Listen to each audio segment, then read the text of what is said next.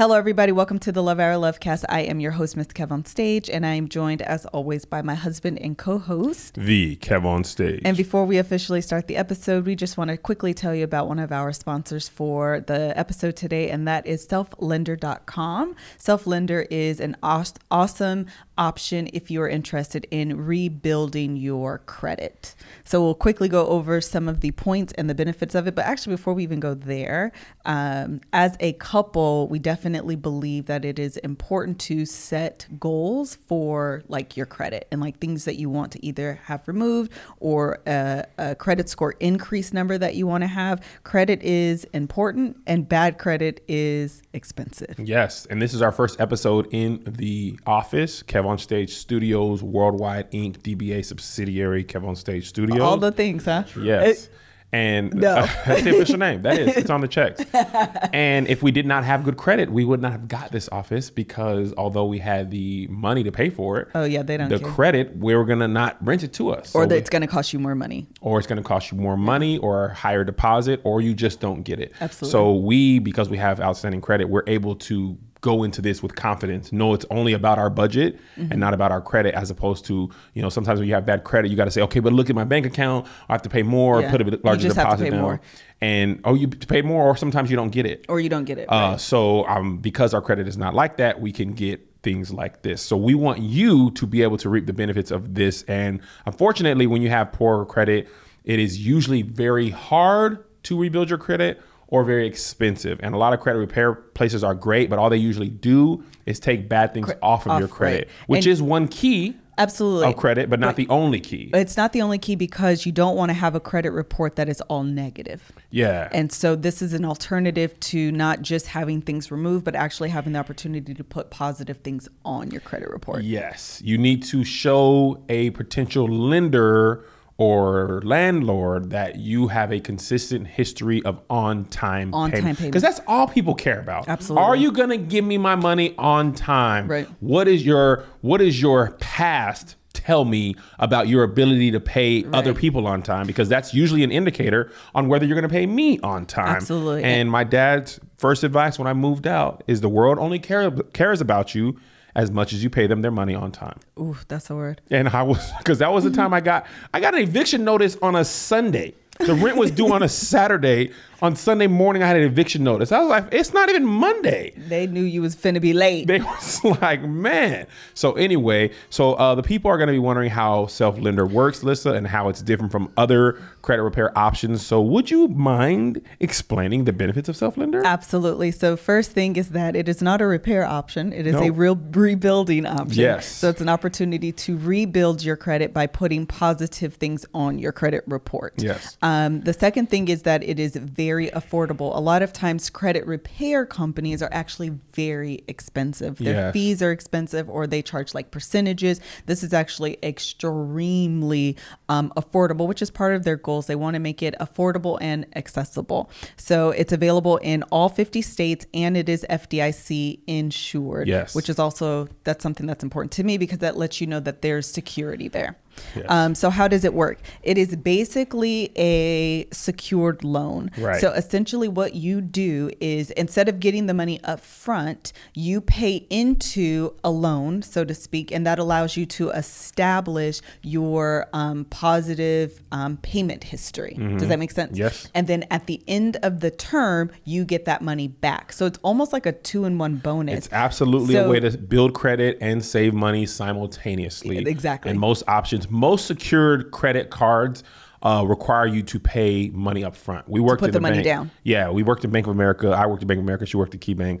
At the time, Bank of America secured credit card, you have to pay us $500, and then you basically borrow your own money back and pay that back at a ridiculously high interest rate. But when you have poor credit, you are kind of like stuck with the interest rate you're given. But this allows you to save money and build credit at the same time, and that's a pretty dope option if you ask me. It absolutely is. So at the end of, you can borrow anywhere or get loaned anywhere between $500 and $1,700, and you make your monthly payments. And then at the end of the term, whether that's a year, 18 months, 24 months, whatever the term is, you in turn get that money back. And if you look on Kevin Stage's Facebook page, we did a live talking about this and took questions. There are a ton of testimonials about people that have actually taken advantage of this option. So that's an option if you're interested in this and want to check out their credibility.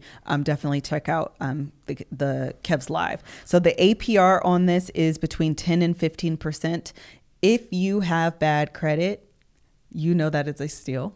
For a loan, absolutely. If you have questionable credit, specifically because your payment history is shaky, getting a loan below, getting anything, credit card, a car loan, anything below that 20% mark, honestly, is phenomenal. Yeah. Like, that's just a fact. And we have good credit, and some of our credit cards, if you carry the balance, is 19%. Yeah. 19.24 is pretty standard.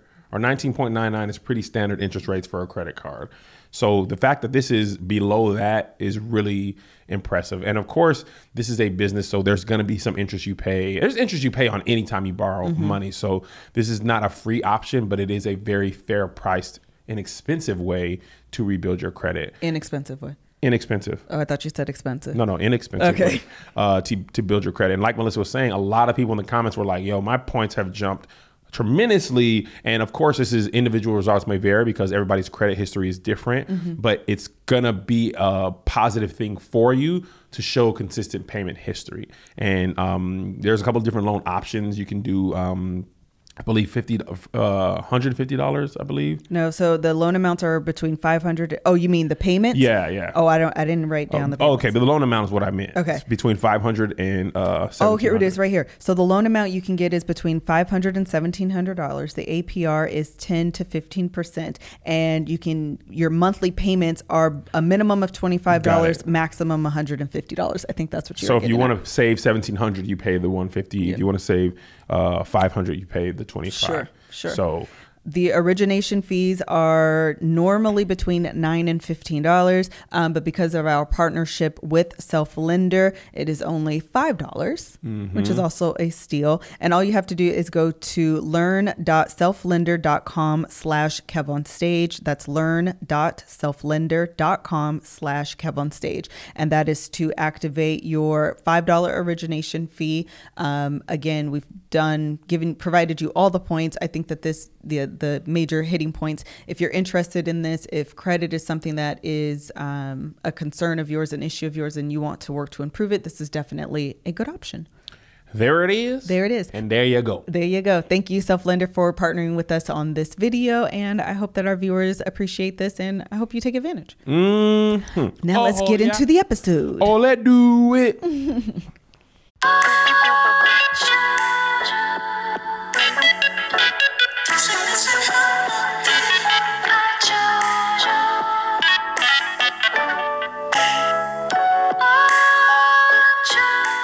All right, so today's episode, Kevin Fredericks, we are going to be talking about the downside, dark side of the dark side. But of course, before we definitely get into our episode topic, I want to do the that or this or that with Kevin or Liz. This with Kevin Liz. Hallelujah. It's time for This or That with Kevin Liz. This or That with Kevin Liz. Tomato. Potato. We choose each other no matter the problem. This or that with Kevin Liz. This or that with Kevin Liz. I actually got hate mail. They were like, Melissa, just do the that or this. It does go better. Melissa doesn't like to do anything that I tell her to do. She does whatever she wants to do, and she needs to work on submission, and we're talking to our therapist about it. We have a therapist? It's Joshy Gone. It's Joshy Gone. Okay, so this is the question. Are you ready? Ready. Would you rather use sandpaper as toilet paper or hot sauce as eye drops? Sandpaper as toilet paper or hot sauce as eye drops?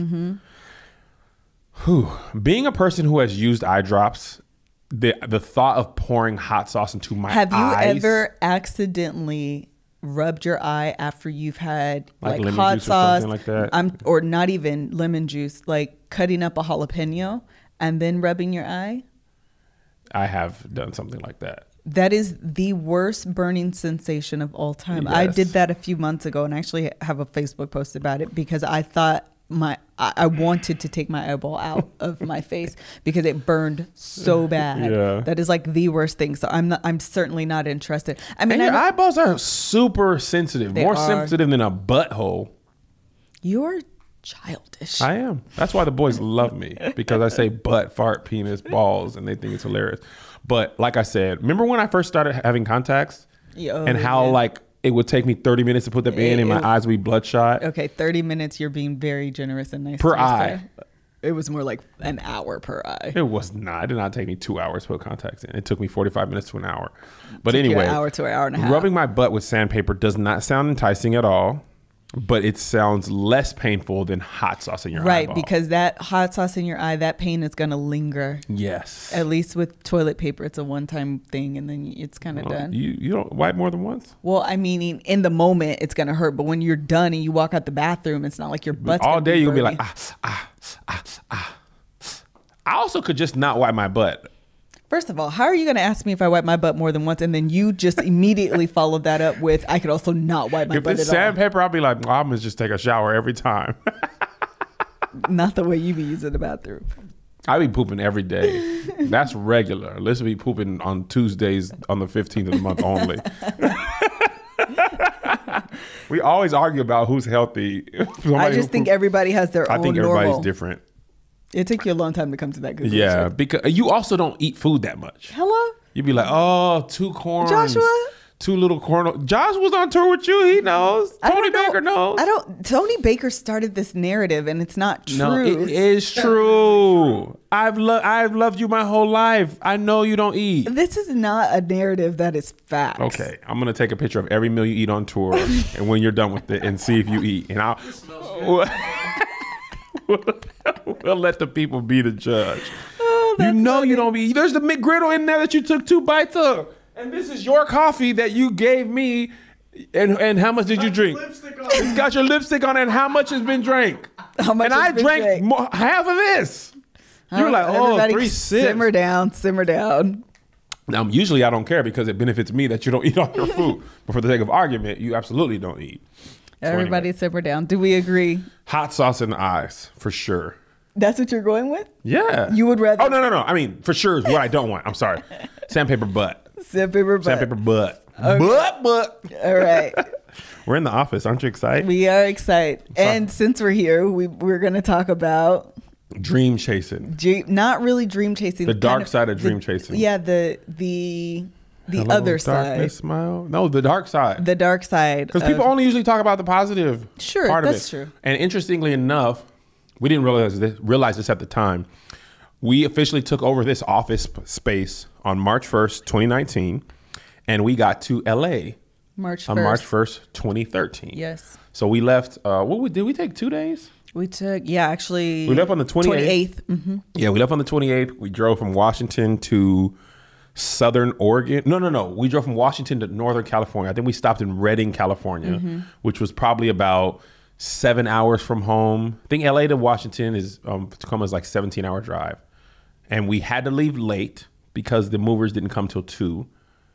Later late in the evening. No, but later in the day. Okay. So we left around 3. We took that picture that I posted on Instagram last week. And we got to Redding, California around 10 o'clock at night. And then we did the next 10 hours, 10, 11 hours on March 1st, 2013. And 6 years to the day, we officially took over the lease of Kev on Stage Office Studios subsidiary DBA Kev on Stage Film Inc. It does sound like you said the exact same thing as you did the first time.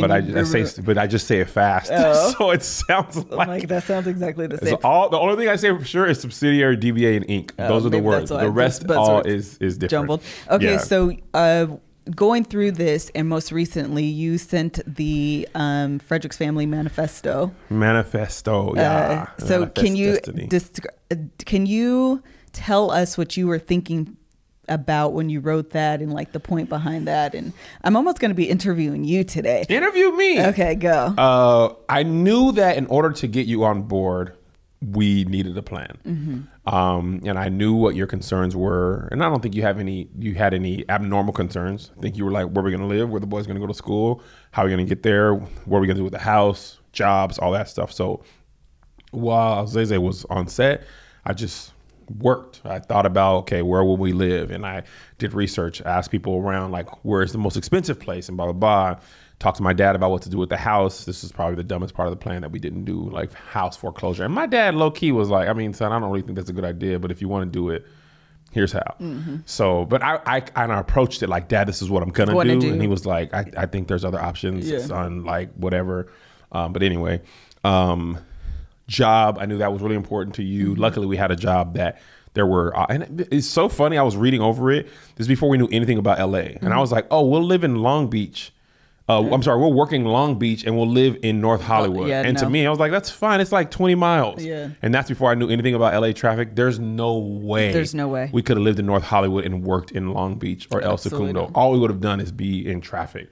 So, but at least I put together a plan of church, school, job, plan, money, how much it's going to cost to move, where we're going to live. And I kind of submitted that proposal for review to you. And then we sat and talked about it. And you know, I actually, you didn't really have like a crazy amount of concerns. You had some like no-goes. Yeah. So the funny thing about this is I think a lot of times in dream chasing, just statistically speaking and like scientifically speaking, you're often like there's literally something two opposites attract. So you're often with someone who is the opposite of you. And we are definitely opposites. So on the dream chasing side, you're more of like the entrepreneur, risk taker, and I'm like more of the stable person. And so dealing specifically with the move, and I kind of think I want to break this up into like 3 sections. Let's do it, baby girl. I missed you when I was on the road. So the first section is the move, and that is conflict. That's potentially a huge conflict in relationships whenever you're talking about any type of business endeavor. And you don't necessarily have to be talking about or life change, anything where we're on opposite sides. Even if you just want to move because you are taking another job. Like Mel and Greg, like she had a big job opportunity and it made all the financial sense to move and they still had to have some conversations because Greg had lived in Atlanta his whole life. She was pregnant. What does that mean for childcare, the cost of living, you know what I mean? So, and they weren't even like quitting a job and starting a business, but it was a big, jump. So a lot of times you have people who are, or not a lot of times you have people, a lot of times in couples, you have people, or each of you are on different sides of the spectrum. And so you and I were talking about this idea that I've been tossing up here lately. I heard it on a podcast recently, which I've seen a lot. This is kind of a segue, but I've gotten a lot of requests to do like my podcast favorites, so I will be doing that here soon. List. Oh, and I need a new book recommendation too, so send those to me as well. Kama Sutra. No. Nude taking pictures for couples. Also, make sure that it's relationship based because that's kind of the point of the podcast. So I am taking relationship book requests, and I have heard your requests. I've gotten actually a lot of emails about that, and I will be doing that here soon. So anyway, I was listening to a podcast. She kind of said this in passing, but it was something that struck out to me. And in conflict, there are often a couple different ways that it can go. And a lot of times we think or confuse this idea of accommodation with compromise. So actually I wrote down some definitions I wanted to read. So a lot of times in relationships, people think that, or couples think, actually it's not just relationships, it's in general. We think that we are reaching a compromise, and in reality it is an accommodation. So I just want to these aren't my definitions. I looked these up. But these are the definitions that I actually thought stuck out to me and what I mean by the difference between a compromise and an accommodation and collaboration. So there's 3 I'm going to read. So compromise is a give and take of resources. The classic compromise is split the difference between the two positions. There's no clear victor, and both parties have sacrificed to reach the resolution. And that compromise means I give, you give. And usually a good compromise is both sides are a little unhappy. They wish they didn't have to give up as much. That's the split, the difference. I want 1,000, you want 3,000, let's go with 1,500. That's kind of, or maybe it's 2,000 actually. 2,000 I was like, I know I ain't good at math, but that all I did was divide by 3. Divide 3. Somebody's getting a better deal. No, I divided by 2. Divided 3,000 by 2. Sorry, 2,000. Somebody made an accommodation. Yes. So 2,000 would be, that's like the split the difference. That's an actual compromise. It's more than what I wanted. It's less than what you wanted. We're both a little unhappy. I gave a little, you gave a little. That's a compromise. Right. And we think a lot of times we were doing this, but in reality, most times in conflict, we aren't reaching a compromise. Most people, or most times someone is just accommodating. Right. So accommodation involves a giving to the other's wishes or for smooth, let's read it again. Accommodation involves a giving to the other's wishes or smoothing the choppy waves of a conflict. So this is often something you'll hear in an accommodation. Whatever you want is fine with me. Mm-hmm. That's an accommodation. That's not a compromise. I've heard you say that a lot. Absolutely. If one person truly doesn't care about the outcome, then an accommodation may be the right choice. So that's not always to say that an accommodation is wrong. It's not always the wrong solution. Sometimes it does make sense. Like, child, I really don't care. Whatever you want to do is cool with me. But a lot of times for dinner, like, hey, what do you want to eat? You're trying to make an accommodation and you say, oh, whatever's fine. Then I suggest something, you say, no, I don't want that. And then I suggest something else, you say, no, I don't want that. No, that's not an accommodation. And then you suggest something else, you say, no, I don't want that. So do you really care about it? Because if you did, you would have something to say. Also, that's not an accommodation. That's just annoying. Yeah, that's all you wanted to say. A true accommodation, or no, a lot of times with accommodations, if the person really does care, it's actually an avoidance of conflict. Bingo. That's what they're trying to do. I don't really want to have this conversation. I do care about the outcome, but I more don't care to have this conversation. I don't feel like arguing. I don't feel like arguing. So whatever you want is fine. Yes. And when we do that too much, resentment. Now you got resentment because the other person always might not even realize that you're being accommodating. Yes. They might think like, okay, we compromise. But when you are accommodating, when you think you're compromising, then somebody is going to be upset. Exactly. And somebody feels like they're getting the short end of the stick over and over. And when you keep getting the short end of the stick, you put all those short ends together and you make a baseball bat and you hit the other person. That went so quick. It did. I mean, the escalation. The other really good way, the preferable way of conflict management is collaboration. Yes. Which a lot of times is a combination to me of accommodation and compromise. But we're doing it together from beginning to end to reach a plan. So I may give, you may give, we may, split the difference on some things, but at the end we've come to a solution that together we've come to together. Yes. Is basically what I'm trying to say. And I think that's the best way to conflict. But a lot of times it doesn't always work that way. And sometimes it just can't, where like, this is a problem. Let's sit down and work with it together. It's like, this is what I want to do. Well, this is what I want to do. And now we got to talk about it. And I don't really know what to do. And I think that's happened a lot when we were planning our thing. I actually think of the 3, we probably had more of a collaborative environment. Mm-hmm. I wrote the plan. But I would say that it was collaborative after the initial thought that you had, and I pushed back, and then I forced us to do collaborative. Agree. Wait, what was your initial pushback? So, because you never really said I don't want to move. No, that's not true at all. When we were talking about LA? Yes. Not Dallas or Atlanta. When we were talking about LA the first time, You talking about before? I'm talking about when Zay was on Lil Rascal set. Because once I pitched that to you, I were like, actually think the difference was the timing. The compromise was the timing in which we moved. Oh, for sure. But it wasn't that you wanted to wait that long. So what I'm saying is your initial thought process wasn't a collaborative, I want to move, let's talk about when we can move. It was, I want to move and I want to move by this day. And I was like, ho. Yep, I did. That's not on board. Because I wanted to move that year. That's what I'm saying. That's March my point. was a compromise. And that's my point. That it wasn't collaborative at first. It wasn't until the pushback that it became more collaborative. So how do you think we moved from I don't know what I did at first, to collaborative? Because I guess I wanted you to accommodate my plan. Right. So how do you think we got there? Was it just pushback and my willingness to work within the pushback? Yes. Because you can also reach, that's also a way to reach a stalemate. So if you have a plan, mm-hmm. and then I say no, I'm not budging, you're not budging, now we're in, Nicole called it gridlock. Yeah. Neither one of us is moving, versus saying you present a plan. I'm like, I'm not really on board with it. So we come to a compromise, a collaborative compromise together, then you can move forward. But otherwise you have your stance, I have my stance, and that's the end. Actually, if I think about it clearly, I think I initially wanted to move before Thanksgiving. Mm-hmm. You wanted to move after the boys finished that year of school. I did. And we compromised in March. You're absolutely right. And that's actually almost split in difference because I think they got out of school in June. Mm-hmm. So November, December. Yeah, it was a little more, but I think it was a fair compromise of them getting out of school in March. Well, Joe wasn't in school yet, but that was the compromise. And we did that on a lot of things. Yeah.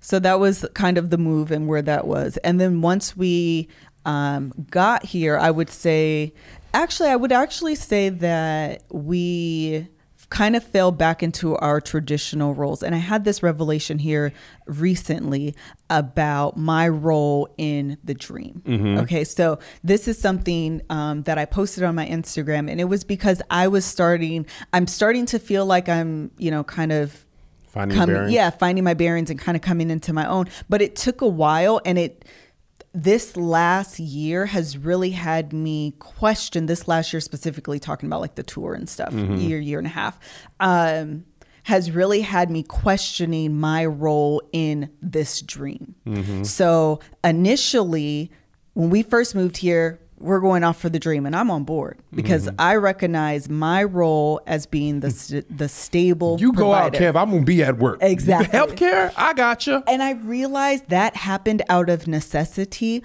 because when we were early on dream chasing, Kev wants to do this, and him and the guys were racking up $10,000 credit card bills without a single one $10,000. It was one bill.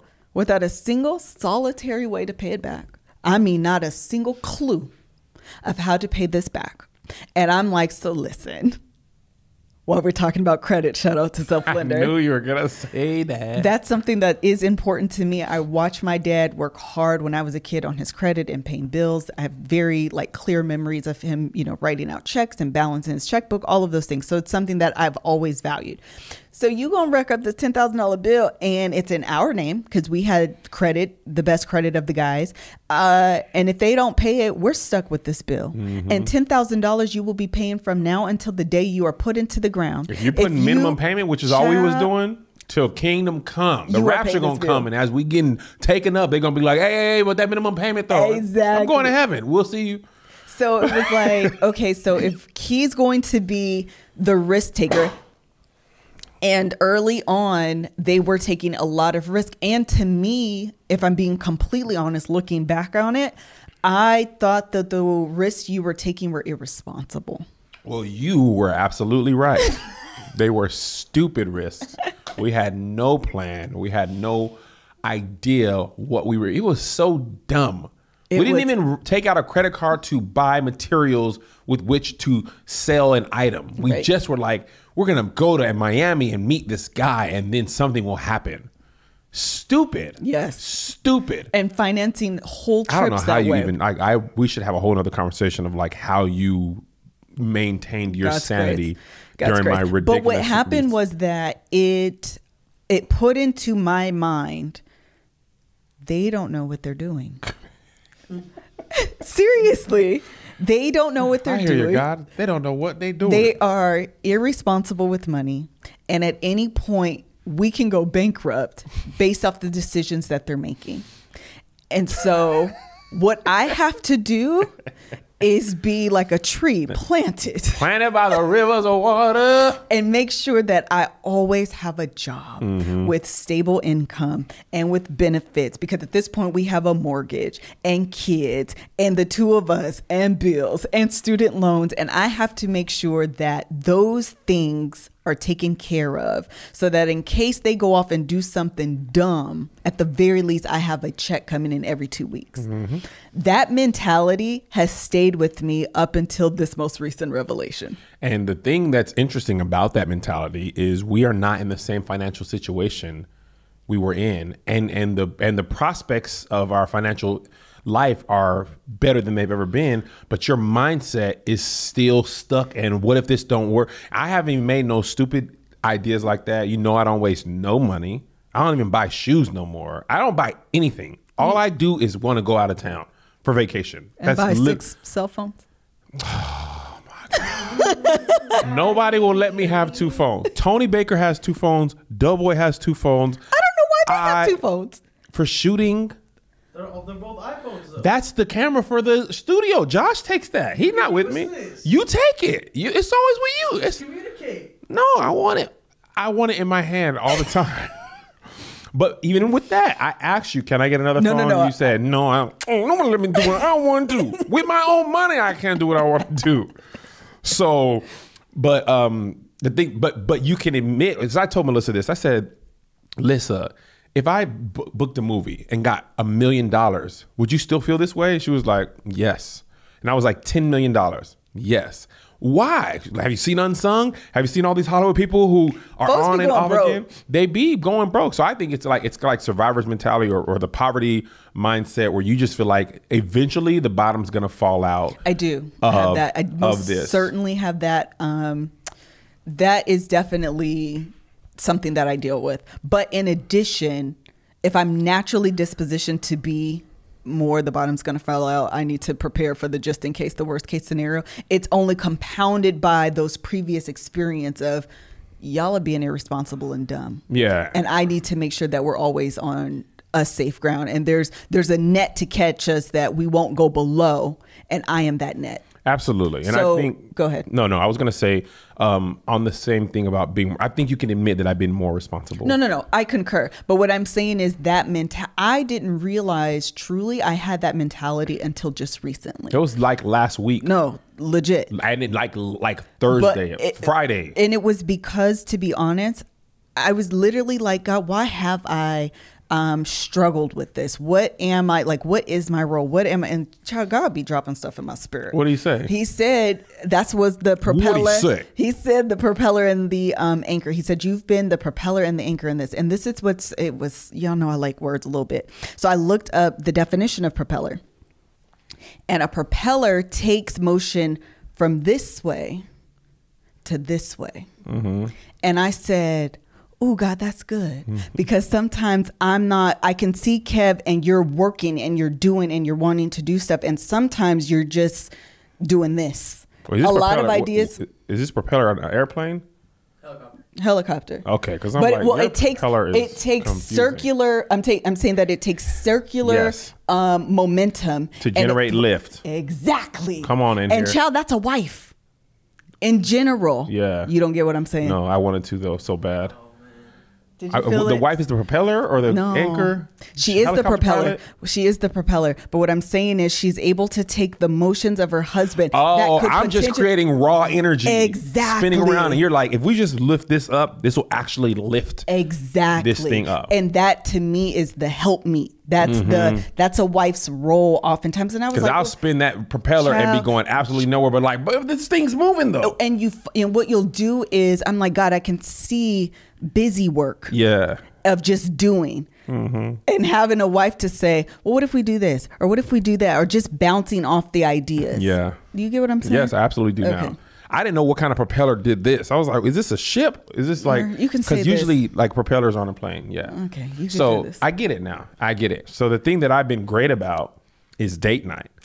And I've been responsible about it. We've been to all the fancy restaurants in LA that they have to offer, except the Stinking Rose. And was not. Whew, when I tell you the Stinking Rose, which was like a garlic experience, it was awful. We left there, walked around the corner, and ate at Fogo de Chao. Fogo de Chao. And I'm sorry, Stinking Rose, your food was awful. So Melissa's enjoyed date night every time we've taken the time to go out and do this. However, one thing that I did recently on one of our date nights is I surprised her, because as much as she loves the fine dining experiences in all of LA and trying new restaurants, there is love that goes into a home cooked meal and somebody taking the time to cook for you. So on one of these date nights, while she was up at the office, I told her I was going to go home and edit something. I would pick the kids up and I'm going to pick up the boys help them with their homework. I'll edit this. I'll meet you back home by 6 o'clock so we can, go to date night. She was like, all right, perfect. I have time to do my makeup. I lied to her, but it was a good reason because I got with Green Chef, one of our partners, and I made a home-cooked meal for her. And the meal I made was orzo with veggies and sausage. Do you want to show them the recipe? Yeah, here's the recipe. Audio people, just look at the video.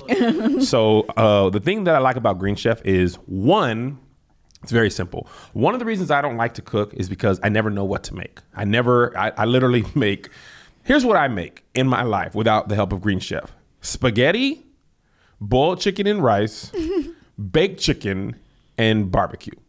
And if those 4 options are not available, I am ordering in. But I wanted to get Melissa. Usually he's just ordering in. Usually I'm just ordering in. So Green Chef is very simple to use. The ingredients, the food, the meat all comes in a bag. It's all prepackaged. Which is actually my favorite part. Made up. All the seasonings are there. The recipe's there. It's like all the hard work is taken out. Yeah. I don't have to go search for a recipe. They send me a good idea, and it's convenient and easy. And also, I'm a very busy guy. I don't even have to go to the store. They deliver it right to my doorstep. The box is there. The ice is there. Everything I need is already in there. Takes the guesswork out of it. Takes the difficulty out of it. Because it's not like I can't cook. Sure. I just never know what to cook. I never know what to try. So Melissa was both very surprised. The meal was amazing. This is what he's trying to tell y'all, man. If you want to do a date night for your wife, you don't want to go out, this is a very good alternative. Yeah, because like you said, it's very simple, it's easy. They're usually about 35 minutes only to cook. Yes. Which is the only reason I could do it, because I didn't have much time before she got home. And this is the other thing, actually, what the boys and I did like 2 weeks ago is we cooked it together, which was nice too. So you guys are having a great family time when I was on the road. We were. Oh, let's create memories. Let's put it on Instagram stories. It's not going to make Kev feel bad. It's not going to make him feel like he's missing out. No. It's a great experience. But Melissa is single-handedly working on turning our son into a young man. So she had him cook this meal. Him, her, and Joe work together. That's important to me. It's very important to her. And it's easy. When everything's pre-portioned, it gives you the ability to let your kids have more control, because they can't mess it up. Everything's already pre-packaged and pre-measured out for you. So you just tell them, grab that and stick it in here. Yes. And like Ratatouille said, everybody can cook. Like, if you can read, you can cook. Yes. You can cook this stuff. Yeah. It's easy. It's for you. It's safe. It's delicious. Yes. It's Green Chef. All right. So Green Chef is a USDA certified organic company. Meal plans include paleo, vegan, vegetarian, pescatarian, Mediterranean, heart smart, clean and lean, keto. It is keto, right? I always say that wrong.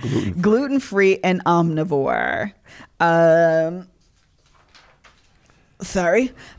You can get a special offer right now by going to greenchef.us/LoveHour. That is greenchef.us/LoveHour. That's LoveHour.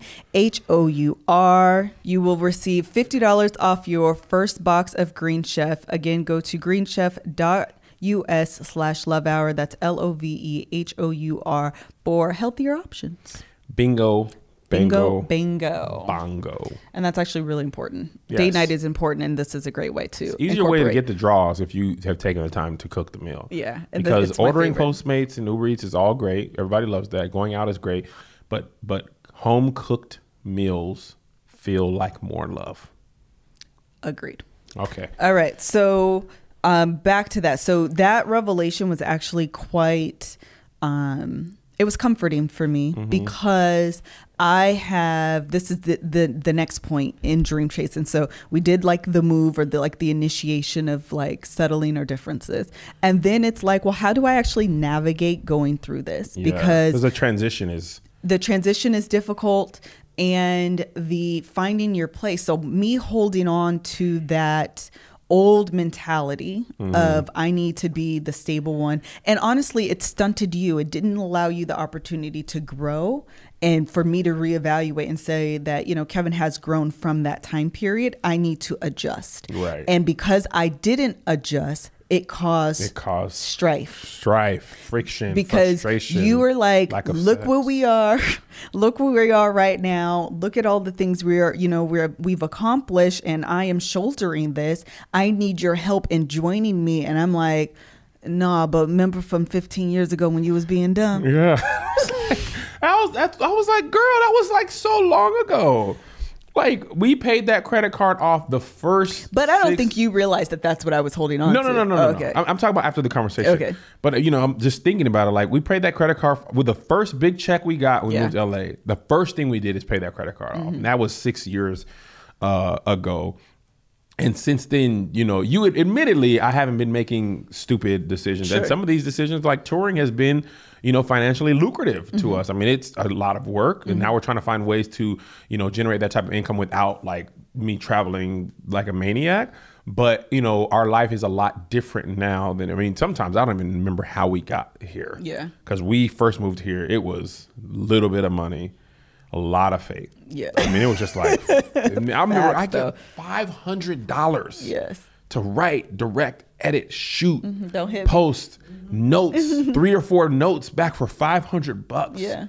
Once a week. Like, and I mean, this is not to brag, but if somebody was like, I got a brand deal for you for $500, I'd be like, man, if you don't get off my phone, you know what I mean? But in some ways, you were still way back in the like, and that's when I was getting the $125 to do stand up. Yeah. Like, and we were making that work in LA. Sure. But why do you think it's so hard to turn that, especially for you? Because I think for you, it's interesting because you were on top of the stuff we did that was dumb. Your personality was conservative. You would watch your dad be in the Army, and if the Army taught you nothing else, my dad is in it or just retired, 2, stability. You gonna have a house, you have a job, and that's all. You That's have important food, to me. BAH, BAQ. So you were like, I'm gonna just do what my dad did. Yeah. You know what I mean? So how have you over the last 6 months been able to? Because we had some because part of the reason that we were having difficulties because I wanted you to join me in the business, and you were too afraid. Yeah. And because you were too afraid, it forced me to go to other places to look for help. And that created a wedge between us. How have you, in your mind, worked back to being like, okay, I'm gonna join him on this quest? Well, number one, the hugest catalyst was my job laid me off. Like my job closed. The Lord treated you like Jonah. Yeah. So, that was literally the biggest catalyst. It forced me in a way that I wouldn't have done otherwise. I would have held on to a job in some capacity, part-time or otherwise, for as long as I would have been able to hold on to it. I know I would have. Even though working that job prevents you from making money in other ways. Because I was afraid of the bottom falling out, because I was afraid of dumb mistakes, I would have held on to that for security. And the funny thing about it is you weren't even making that much money. No, but I always could say, I'm ready to come back full time. Okay, Melissa, you're back. That's a good point. And they were like waiting on you. Yes, absolutely. They were hoping I failed. Yes, absolutely. So that was a security blanket for me, and I would have done that forever. But so that is what forced me. And then again, having this revelation and honestly going out on tour and the feelings of, whoa, where do I belong in this? Just that feeling. And that's something I think a lot of couples go through, is whoever is the entrepreneur and the one that's like the more stable one, so to speak, trying to find their place in this. Because the visionary sees it so clear. Well, not only that, it's not just about you seeing it so clear. It's about making sure that our worlds aren't just running parallel, but they're actually coinciding. So I'm not just on a path of stability. You are on this path of visionary, and we're doing this. Like there's no conflict, so to speak, but our lives aren't merging. Yeah. And so and I didn't even realize that we were on parallel paths, but they weren't merging truly until I was on tour. And I'm like, this person has a role. And this is the other thing that happened for me too. And I told you this most recently, all of these people being able to say we. All of these people taking ownership in the tour and the dream and their role. And I'm feeling like y'all. And I'm like, girl, hold on a second. That makes no sense. Because, and that's why I was saying it in my post, like part of it was reassuring and talking to myself. And part of it was just revelation that we got a team now that we can pay y'all now. But in the beginning, y'all wasn't here. You wasn't with me shooting in the gym. So if anybody has a right of ownership, and honestly, this is part of the reason why too, I feel like I'm always team first wife. I had all these revelations happening. I was having you used all to just be team wife. Now it's team first wife. I'm gonna tell you why it's team first wife though, always. Because folks be getting divorced after they make it. I do.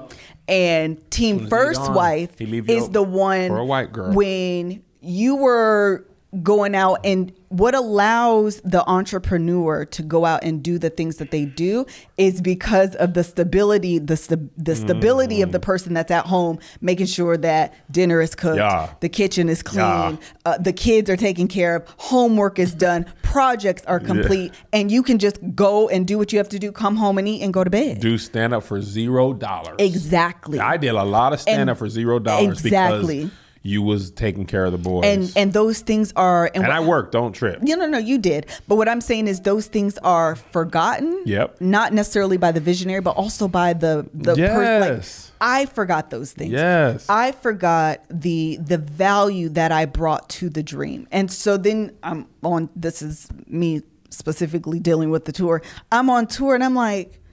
What am I doing? Like, what is my role? How am I here? Let me try to figure out my place in this whole thing. You know what I mean? And that's hard, and that's a transition, and it makes you question, where do I fit in your vision? Right. That's all I want to say about that. Well, you was rocking. I was going to let you keep going.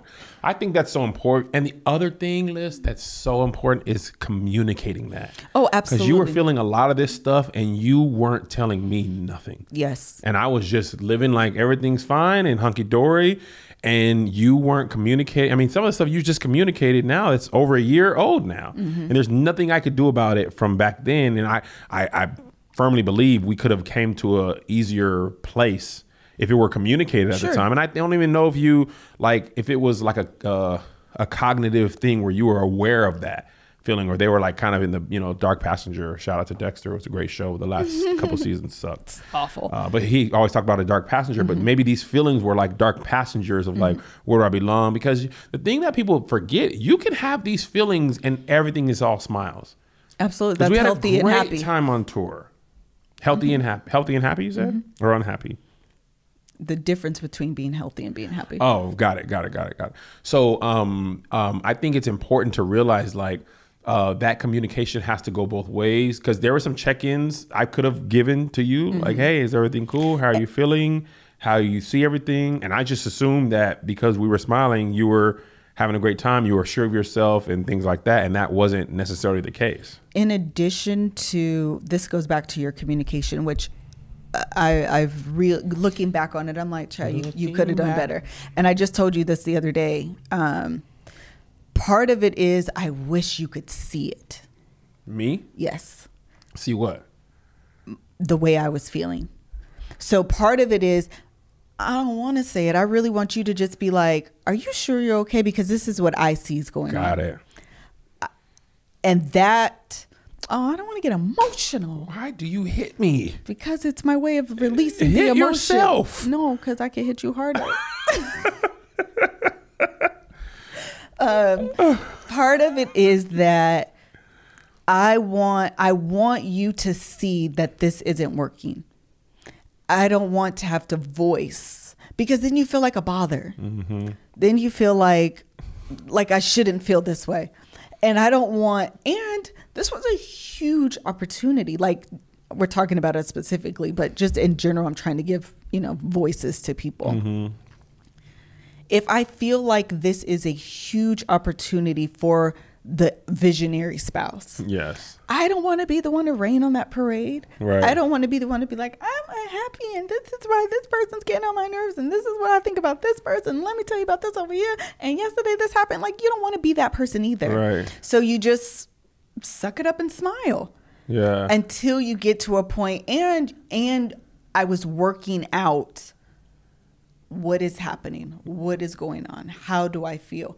And honestly, it took last year. I just got a Facebook memory post from like the first tour date a few weeks ago.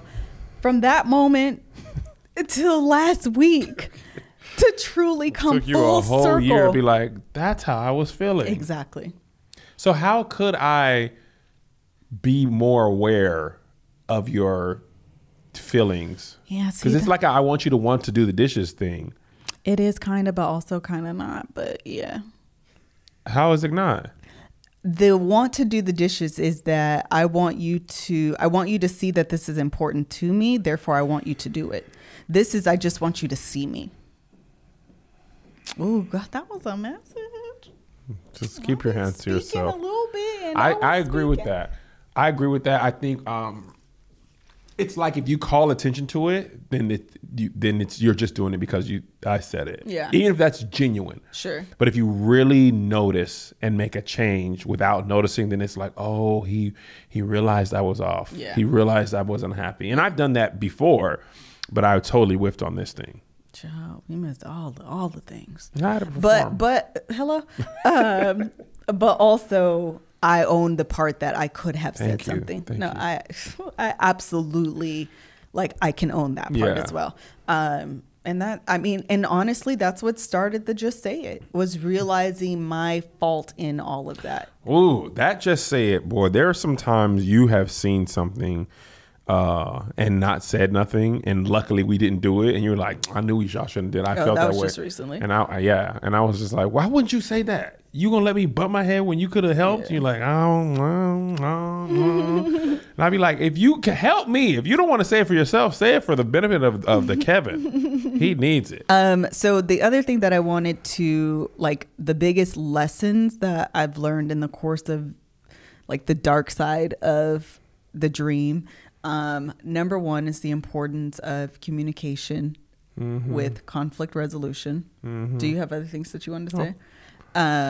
But also the importance of communication when one person is feeling left out, like figuring out a way to voice those concerns where the other person doesn't feel offended or non-supportive. I think you just brought words to my feelings. What did I just say? When you said you were going to quit your job and then you backed out, I felt like you bailed out on me. And I internalized that, and I felt like... You internalized it as what? As rejection. And I turned out as, you know what? She doesn't believe in it. She'd rather work this job than to... Sorry, I didn't think that. I just thought about it because that agent rejected me too. Yeah. And I was like, I felt like Melissa didn't believe in me. And you would rather work this regular job than do this thing together. And that's probably why I didn't... My wide eye means... Yeah. Revelation. And that's probably why that's probably why when I was doing these calls and hiring producers, I was like, I'm not going to include her because we had agreed. You were doing it on purpose? I don't know if it was on purpose, but I think it was subconsciously like, you know what? She doesn't believe in it. She doesn't want to do it. She just wants to work this regular job. That's fine. People haven't believed in me before. Sure. Then she doesn't want to do it. I have always been like, I'll figure out how to do it. I don't need you. And I think, but if we're being truthfully honest about it, I think I was hurt by it. But instead of saying, Melissa, that really hurt my feelings, we had an agreement. Like me and Doa got into this last week because we had an agreement on something and he reneged on it. And he was like, yeah, but I didn't understand. Yeah. And we had this whole argument on Periscope. I told you about it. But I think that's what it was. We had an agreement that you were going to quit your job and we were going to do this together, and you reneged on that agreement. And that maybe that's a big thing for me. When people agree to do something, and because I never back out on something I agree to, like, unless it's like, you know what I mean? You know, sometimes it's impossible. But for the most part, if my word is bond. And I think I internalized that you going back to your job is like, I don't see what you see. What's interesting about this is that I think what we're talking about happens quite often. Absolutely. And that my position is not to reject. My position dates back 15 years. Yes. That I've just carried forward. Really unaware, like on an unconscious level. Yes. Your position of rejection maybe stems from something before. Childhood. My real dad abandoned me. That comes forward. And you carry that because I don't deal with those feelings. That's a dark passenger of rejection. And anytime something feels familiar to that, sure, I revert back to, oh, that's what this is happening. This isn't Melissa not believing in my dream. This is my real dad saying, I don't want to be a part of your life. Sure. And that's fine. I got you, fam. Why he don't want me, Uncle Phil? I'm gonna make it anyway. And my thing is always a chip on your shoulder. If you're not on my team, I'm gonna make you pay. Yeah. That agent that rejected me, sure, I might never meet you, but you are gonna pay for that. Yeah. In my mind, you are gonna see me one day, and that agent's gonna be like, oh my God, I could have been representing him. I had a gift. Yeah. He would have walked in my. I could have, and now, I remember that name. I thought about printing it out and posting it. You did. I'm not doing that. But that's how I internalize rejection. Like, okay, bet. I got you. You're going to pay for that. It can be internalized as fuel, which to a certain degree can be healthy. Yeah. But I think in a relationship, in a marriage, it pits me against you. Yes. And again, not knowing that past, because that's a revelation you're having right now. On the podcast live. That's what I'm saying. And you know what I'm thinking? I want to cut you off, and I just have to. A lot of times on marriage, we are, in a football analogy, I should play offense, you play defense, or vice versa, but we're on the same team, right? And we can get mad like, man, the defense allowed 35 points or the offense couldn't move the ball, but at least we're on the same team.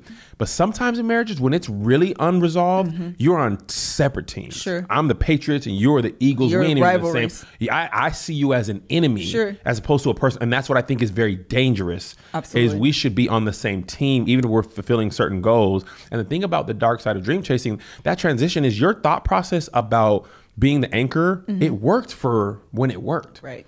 And that's the dangerous thing, is like not adjusting for just the same way when we're scaling to this office and stuff. I realized the way I used to work that got me here isn't going to take us to the next level. Sure. And if I don't make any adjustments, we're gonna stall out right here. And that's the same thing for our relationship. Sometimes life forces you to make a change to something you may have done for years. Right. And that just doesn't work anymore. Same thing with comedy. Stuff you could joke about 10 years ago, you can't joke about now. The Me Too stuff that people are realizing, some people really didn't know. Sure. Like, I'm gonna give you an example, and I hate to harp on this, but when we were young, the way you danced on a girl, without her, that was basically sexual grinding. Without her permission, that is basically sexual assault. Absolutely. But when we were coming up, you're like, bro, if you want a girl to dance, you just got to go up there and grind on her. If she allows you, she likes it. If she doesn't, then she says no. But that's how you do it. Now we have an understanding that, oh no, that's absolutely not what you do. And you grab a woman's arm and say, excuse me, miss, like that's what we thought you did. But now with this information, you realize that's not what you do. Right. So but if you keep approaching things like that used to work, it's not going to work anymore. And that's what happens in marriages. We keep doing the same thing, and that stuff just doesn't. That person change, time change, or whatever, and you have to make that adjustment. But sometimes it's hard because it's not very clear. Well, and the other thing is, it not only is it not very clear, but you're not thinking about it on a conscious level. Like literally, I feel like on like if the average person is, this much introspective, like I'm higher than the average person. Like I can be very self-aware. Obviously I have blind spots, but I tend to be very introspective and very self-aware. So as the our Caliversary is coming up, and I'm taking a moment to intake the last 6 years, the last year, where we are right now in this moment. How did we get here? And my place and coming into my own, I'm able to come to this analogy of propeller and anchor. I still think that my role will always be anchor. I think my natural disposition is always going to be a bit of stability. And that's what the anchor brings, stability. Put it down and we are staying here. We're not moving. That's stability. That's an anchor. But I think that it had to transition from stability in terms of a full-time job to maybe bringing perspective that says taking on another cell phone is ridiculous. Getting an office that's 3,000 square feet and 2 stories the very first time, not such a good idea. And you knew I was going for it. Yes. I passed that. I remember, and I know what you're talking about. I was like, but could we do it? Yes. Matter of fact, y'all, but the compromise is the one downstairs that was 600 square feet. And we saw this one and you were like, okay, we can get the bigger one. Yeah. But not the 3,000 square feet one. Yeah. And I think that is like, okay, that's fair. I think that's a great thing. And here's the thing about anchor that I think is important. when a ship is being built, you know, cruise ships, they take 4 or 5 years. That anchor is in there the whole time. Yes. You can't float away. But once it works, you only put the anchor down when you dock at night, that's when the you're word, docking Kev. those things. So now what was necessary every day of the week, now this ship can't move if you don't pull this anchor up. Right. But it's always going to be necessary. Right. And a ship cannot move I heard that word, Kev. an anchor. I rock that. And that's why I think your role is the same, but you're being used differently. Absolutely. Your anchor is, and okay, now we got to anchor down, and Kev, I'm going to do this while you're on the road. I'm going to take care of the kids on the weekends, right? Because last year, but remember when I first started, you took care of the kids all the time. I didn't do hardly anything because I was always at rehearsal. But I think that's important, and we both have to realize who's changing and whoever else. And also, as things change, maybe my career winds down or you start shooting past me, because I know I always say this, but you don't be believing in me. When it's your turn, then I'm going to be the one that's like, okay, let me hold you down. Or let me support you and keep pushing you in a way that you might not push yourself, because I see you speaking with the little headset to the women. Why is this a thing The for you? headset just Janet means Jackson, there's 10,000 people and you're Janet here. Jackson headset. TED Talk. There's a TED Talk in your future. You don't see it. Okay. You're going to be dressed to the nines, and I'm going to be front row like, that's my dog. That's my dog. But I think that's important of us both knowing who we are and being adjusting for what's necessary for that time. You know what I mean? Because it might be different in 3 years. Right. You know? And I think goes back to the communication piece. And I think having my sister talked about this at her job, where she called it, it's basically like the State of the Union. Or maybe it was Shamira. I don't remember who it was. Anyways. No, it was Nicole. Nicole said it. Child, we got so many guests. But the point is having the opportunity to come and recalibrate where you are. And I think that was an opportunity that was missed. And I think that's important. It allows you to say, this is where I am. This is where I need you to be. I can say, this is where I am. I'm on board with that. I'm not on board with that. These are my concerns. These are my, you know what I mean? To have that conversation and flesh it out, so that way you can move together collaboratively and not just on a parallel path. Absolutely. Okay. Anything else? I think that was a solid episode. I don't have anything else. The dark side of, I hope we talked about the real dark side. And we did, because we talked about all the things that made it difficult for us to get where we are and to go where we are going. It wasn't just all, this is how I made it. And I think that's important to bring both sides, because it's easy to get caught up in like the good that's happening now. But honestly, even with the conference, I'm excited. Don't get me wrong. Like every time I'm doing something new or generating something, like I'm so very excited.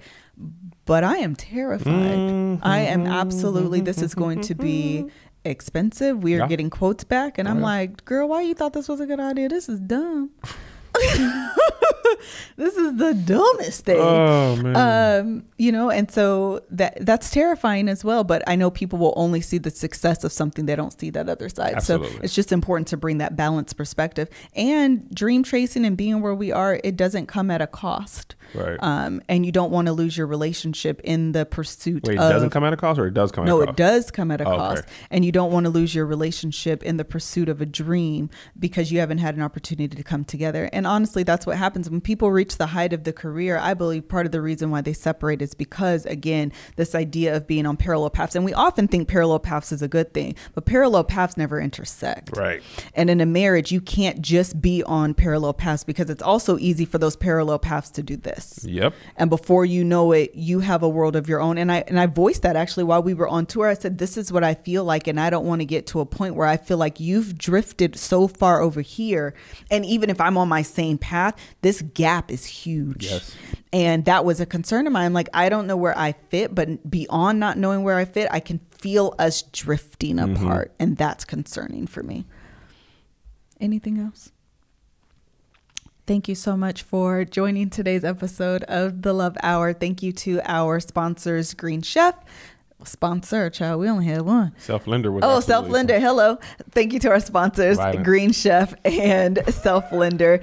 If you're interested in Green Chef, please go to greenchef.us/LoveHour for $50 off your first box. And you can go to learn.selflender.com/KevOnStage for the promo. If you want to increase your credit score, child. That's it. That's all. Up top. See you next episode.